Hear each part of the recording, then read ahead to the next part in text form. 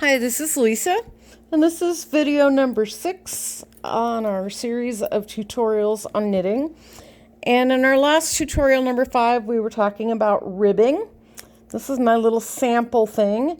At the bottom here, we have garter stitch, which is knit every row, and it gives you a uniform bump on both sides. And again, some techniques, some patterns use that exclusively. It's reversible. This in the center here is stockinette, which is knit one row, purl one row, knit one row, purl one row. And this has a definite difference in the sides. This is nice and soft. And then on the back, you have all the bumps. Then what I did was a 1x1 section right here of ribbing. And again, you can see that's kind of stretchy. And that would be what you would expect with the cuff. And what that is knit one, purl one, knit one, purl one. And then when you turn it, every time you turn it, you want to make sure that your loops are such that they're on the same side. So if you ended on a knit, then you would start with the purl. And you'll be able to tell because you want your, like I said, you want all of your loops to look the same. This is one I'm doing. This is going to be a wrist warmer, hand warmer. And I talked about doing a 2x2 ribbing, and that's what this is. And you can see it's 2 stitches, 2 stitches, and you could do this as a, you could do a total scarf, you could do a blanket. Obviously, like I said, this is going to be the cuff for a fingerless mitt. And you can see how nice there's my long end cast on, how pretty that ends up looking when it's done. But I just wanted to be able to show you the 2x2 and how it stretches. Another thing I did on here just to show you, there are a few patterns. This is also a reversible stitch that instead of in this section, I did 1x1 ribbing and I made sure everything lined up so that you have those distinct ridges. On this at the top, I did the absolute opposite. Again, I have a reversible pattern, so it looks the same on both sides, but this is a knit one, purl one, knit one, purl one. However, when I turn it, instead of having everything line up, I did the absolute opposite. So that you have, let me get this nice and close, alternating stitches, which kind of gives that nice little bumpy pattern there, and it's going to look the same on both sides. So basically, whichever direction your loop is facing, and this would be your loop, this part right here, whichever side your bump is on, you want it to be the opposite in what you're knitting. So let's do one row of that real quick, and then I'm going to show you how to cast off, because that's the last step for a basic straight knitting piece that you're going to need to know is how do I get it off? How do I get these things off? And I'm going to show you. So first of all, I can see that my very first stitch here, the bump is in the back. Okay, there's the bump. It's right there in the back. So that means on this one, I want the bump on the front. And then once we start that, it'll be alternating. So to get the bump on the front, we are going to purl. Purl will put the bump on the front. See the bump? There it is. There's the bump on the front. So there's a bump on the front there. So obviously we want this bump on the back, which means we want a knit stitch. Go in, See, you can already see that that bump is going to go on the back. So let's alternate again. Bump is on the back, we want it on the front.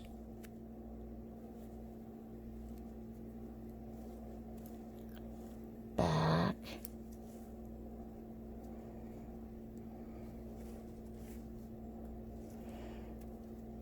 Front.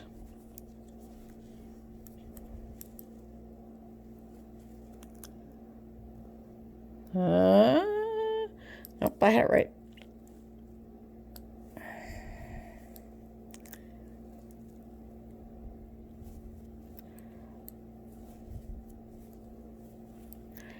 And you can see we're alternating stitches here.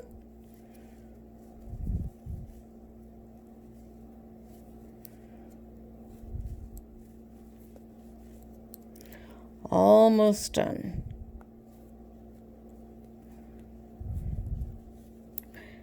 Okay, yay. Now, I'm going to teach you how to cast off. And there we've got a nice little sampler thing of 4 different kinds of stitches.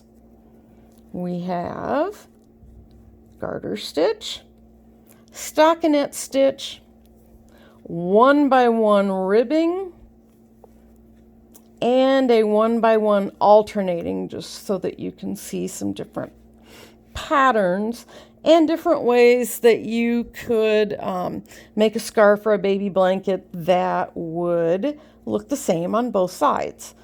The only one that wouldn't would be this section of stockinette. So if you want to do that, the easiest way, of course, would be to do it double thick and fold it over and sew it together, which we can do to make scarves that are nice and double thick and warm too. Okay, so casting off. Here we go. The first thing we do, and you can cast off in pattern. So first thing we do is we do our regular stitch. Okay. And then we do our second stitch, which I'm going to go ahead and cast off in pattern, so I'll do that. Now I have 2 stitches on here. What I'm going to do, and keep this fairly loose as well, is bind it off. There we go. Okay, so this one. Now we have 2 stitches on here again. So we're going to bind it off. There we go.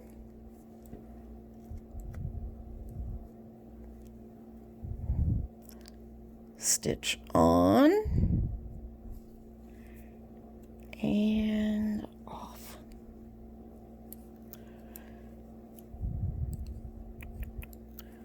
Take our stitch. We got 2 stitches on here. And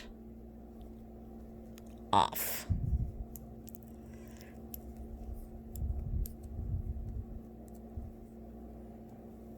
And it's kind of nice to keep loose, not overly loose, but you want to maintain your tension on this so that it's the same. Also, you want to be able, if it's too tight, it won't stretch.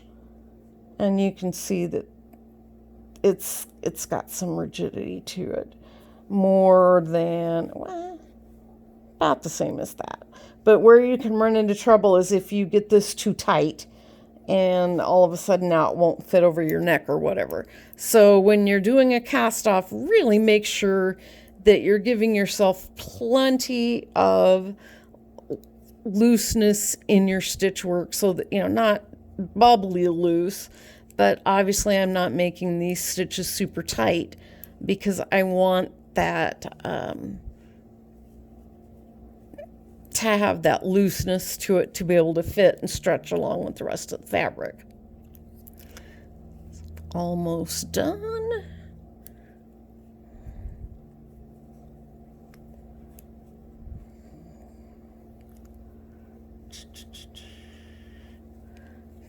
hold this in a way so you guys can see it. Okay. There we go.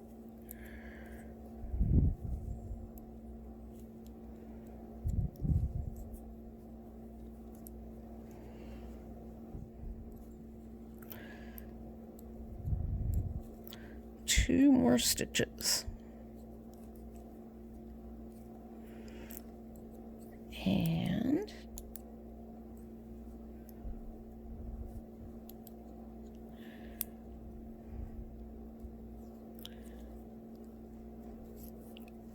voila. There you have it. We have cast off, and you can see there's plenty of room there. We'll just make that loose, get knitting needle completely out of the way. But you can see there's plenty of stretch in that. All the way around. Now we did an E cast on for this, which is not my favorite. This is the difference, I think. This is my long tail cast on, and I think it's just a nicer look. It's also a nicer stretch, I think. Again, this is a 2x2 ribbing. This is also a nice wool. This is acrylic. Not that that matters from what you're seeing, but there you can get an idea of a 2x2 ribbing. Garter stitch, stockinette stitch, 1x1 ribbing, and then 1x1 alternating, which is just a nice pattern. And we have cast that off. There you go.